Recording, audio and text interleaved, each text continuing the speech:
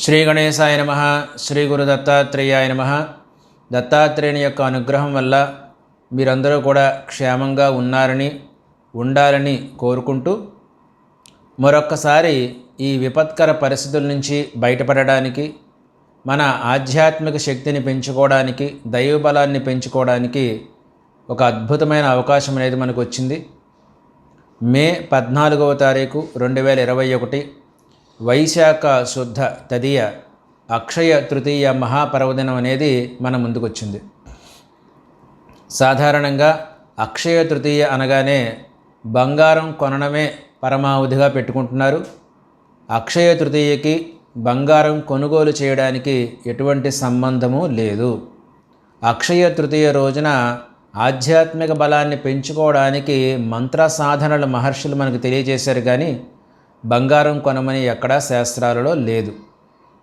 అక్షయ తృతీయ యొక్క మహత్యం ఎందువల్ల అక్షయ తృతీయని చాలా గొప్పగా వర్ణించాయి మంత్రశాస్త్ర గ్రంథాలంటే, ఖగోళపరంగా జ్యోతిషపరంగా చూసుకున్నట్లయితే కనుక ఒక అద్భుతమైన రహస్యం అనేది ఉంది ఈ రోజున.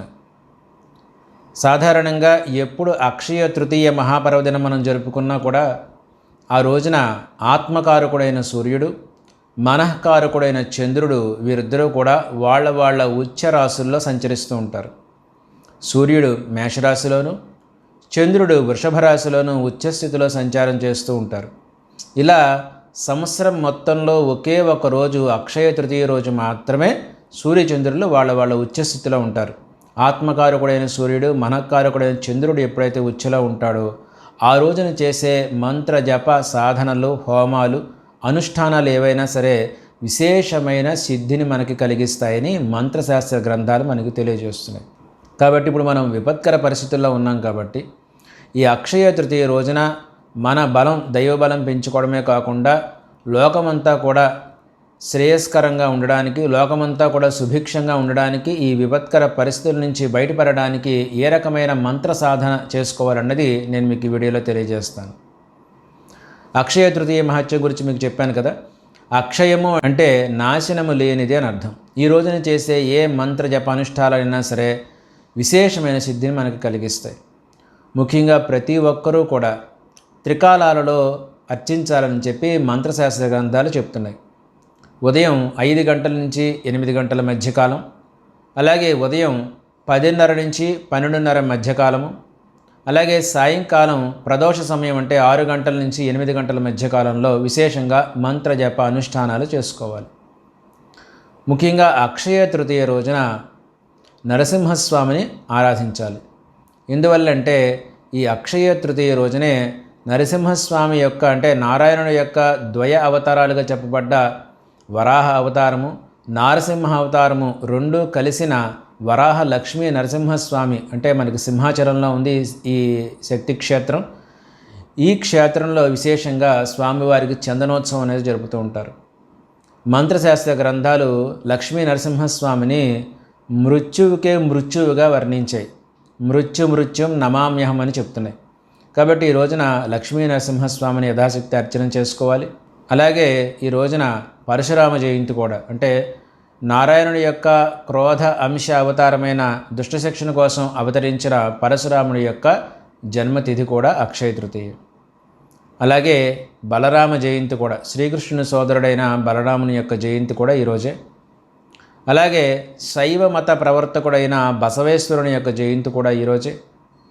అలాగే దశమహావిద్యల్లో ఒక మహావిద్యగా చెప్పబడ్డ రాజశ్యామల మాతంగీదేవి యొక్క జన్మతిథి కూడా అక్షయ తృతీయ, అంటే అవతారం జరిగిన రోజు మాట.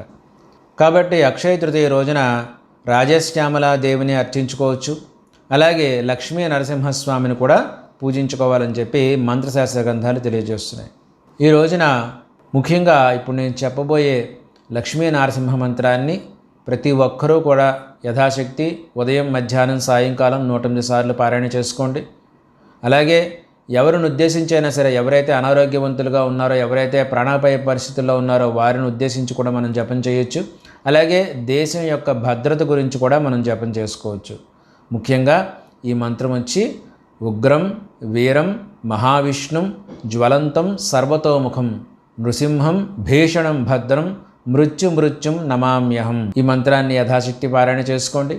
అలాగే ఈ మంత్రం చదవలేని వాళ్ళు ఎవరైనా ఉంటే కనుక వాళ్ళు ఓం శ్రీ గరుడధ్వజాయ నమః, ఓం శ్రీ గరుడధ్వజాయ నమః, ఓం శ్రీ గరుడధ్వజాయ నమః అనే మంత్రంతో ఉదయం మధ్యాహ్నం సాయంకాలం యథాశక్తి పారాయణ చేసుకుని భక్తి శ్రద్ధ విశ్వాసాలతోటి స్వామివారికి నమస్కారం చేసుకున్నట్లయితే కనుక మనకు తప్పనిసరిగా ఈ విపత్కర పరిస్థితి నుంచి, ప్రాణాపాయ పరిస్థితుల నుంచి రక్షణ అనేది కలుగుతుందని చెప్పి మంత్రశాస్త్ర గ్రంథాలు మనకి తెలియజేస్తున్నాయి. ఇంత అద్భుతమైన అవకాశం వచ్చింది కాబట్టి మన గురించి, మన కుటుంబం గురించి, మనకు తెలిసిన వాళ్ళ గురించి మనందరము కూడా ఈ లక్ష్మీ నారసింహ మృత్యుంజయ మహామంత్రాన్ని యథాశక్తి పారాయణ చేయాలని కోరుకుంటూ జై గురుదేవదత్త.